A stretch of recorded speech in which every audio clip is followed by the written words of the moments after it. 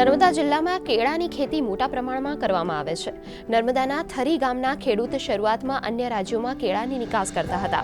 તેમાં સફળતા મળતા ખેડૂતો સાથે મળીને નર્મદાના આ સ્ટાર્ટઅપ દ્વારા Oman, Saudi Arabia, UAE, Iraq, Uzbekistan, Turkey, Syria, Jordan, Qatar અને કુવૈત જેવા દેશોમાં કેળાની નિકાસ કરવામાં આવે છે। ખાસ કરીને G9 કેવેન્ડિશ જાતના કેળાની આંતરરાષ્ટ્રીય બજારમાં ભારે માંગ છે, ત્યારે આ કેળા સીધા વિદેશ જતા ખેડૂતોને બમણો નફો થવા માંડ્યો છે।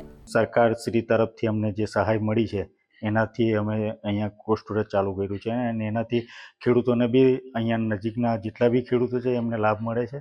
અને જે સરકાર ડિજિટલ ઇન્ડિયાની વાત કરે છે, જેવી રીતના મને સહાય મળી છે એવી રીતના હું બધા ખેડૂતોને સહાયરૂપ થયો છું।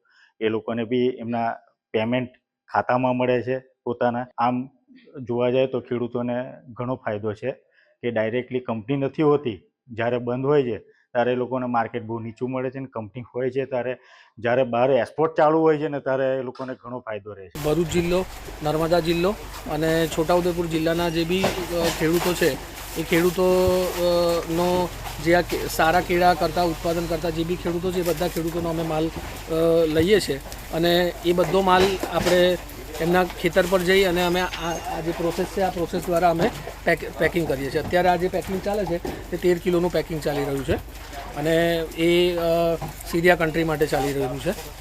તો અમે આ રીતના પેકિંગ કરી અને સારું ગ્રેડિંગ કરી અને વિદેશમાં માલ મોકલીએ છીએ।